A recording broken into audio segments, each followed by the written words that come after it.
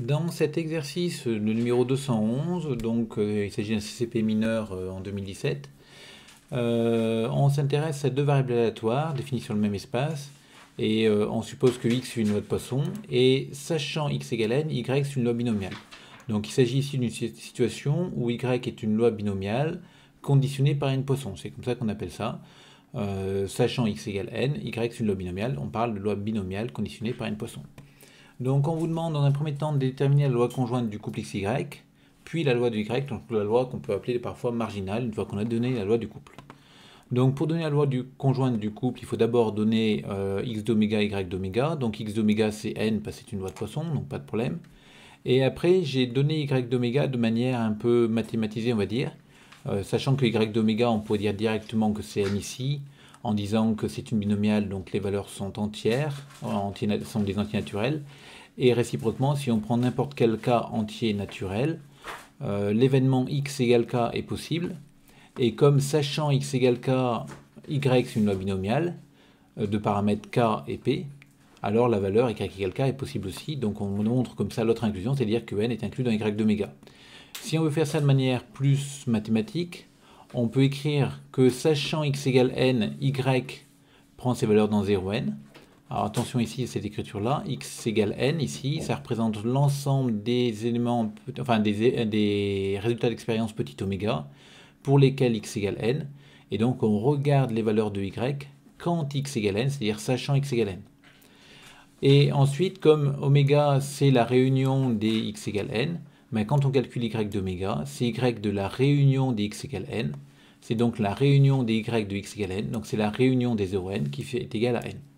Mais comme je vous dis, vous pouvez faire une preuve un peu moins mathématique en raisonnant sur le fait que y prend ses valeurs dans n et que pour tout élément de n, il est dans y d'oméga parce que l'événement y égale k est possible. Donc ensuite, on vous demande de donner la loi, donc on a donné x d'oméga, y d'oméga, ici, égale n.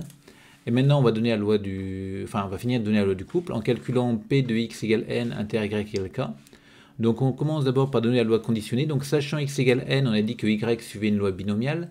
Donc comme il suit une loi binomiale de paramètres n et p, si k est compris entre 0 et n, la probabilité sachant x égale n d'avoir y égale k vaut nk, pk, q, n-k. Où q c'est 1 moins p, mais c'est une notation classique. Et si k est plus grand que n, la probabilité vaudra 0.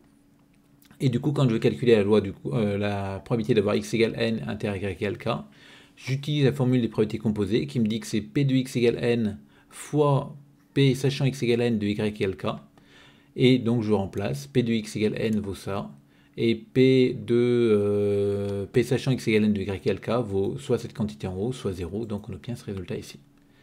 Ensuite, pour trouver la loi marginale de y, donc comme d'habitude quand on a donné la loi du couple, on va utiliser la formule des probabilités totales, avec comme système complet d'événements toutes les valeurs possibles pour l'autre, valeurs possibles pour l'autre variable. Donc ici, on a pris comme système complet d'événements x égale n, où n appartient à n, c'est-à-dire x d'oméga. Et du coup, quand on prend un cas quelconque dans n, on a p de y égale k qui est la somme des p de x égale n inter y égale k. On coupe notre somme en deux, en écrivant la somme pour n égale 0 à k-1 de 0, plus n égale k plus infini. Donc on sépare les valeurs pour lesquelles n est strictement plus petite que k, des valeurs pour lesquelles n est supérieur ou égal à k, sachant que si k est strictement plus grand que n, on est ici, donc la probabilité vaudra 0. Et si k est inférieur ou égal à n, on va être en au-dessus, et donc la probabilité va valoir cette quantité-là. Et ensuite, c'est un jeu d'écriture de ce qu'on a dans la somme ici. Donc on va transformer légèrement. Le nk, on va utiliser sa définition. Donc le factoriel n qui va apparaître au numérateur va simplifier avec ce factoriel n. Le factoriel k au dénominateur, on va pouvoir le sortir parce que je vous rappelle que la variable de la somme, c'est le n. Le exponentiel moins lambda, on peut le sortir. Le pk, on peut le sortir. Et il me reste du coup à l'intérieur de la somme lambda puissance n fois q puissance n-k sur n-k factoriel. Et l'idée est alors de faire un changement de variable en posant j égale n-k. Donc on se ramène à cette série-là. Et dans cette série-là, encore une fois, le lambda puissance k, on peut le sortir devant. Et ce qui nous fait apparaître ici une série exponentielle avec lambda q puissance j sur factoriel j. Et du coup, on remplace et on obtient la nouvelle valeur qui est ici. Et on voit que du coup, notre y suit une loi de Poisson de paramètre lambda p, ce qui est une propriété, vous remarquerez ici, démontrée de manière complètement générale.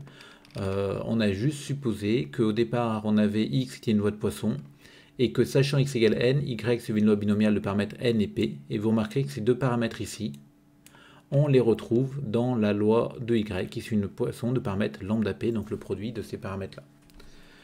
Voilà. Juste une chose ici, donc vous voyez que j'ai coupé ma somme. Alors là, si on voulait faire les choses extrêmement proprement, il faudrait faire un cas particulier pour k égale 0, pour lequel on n'a pas besoin de couper la somme. Et pour k plus grand que 1, auquel cas on aura le droit de couper cette somme comme ça. Mais vous voyez bien que si je prends k égale 0, cette somme va me poser un problème, parce que je calcule la somme pour n égale 0 à moins 1. Donc je fais apparaître ici des termes qui n'existent pas. Mais pour k égale 0, ben en fait le calcul reste valable.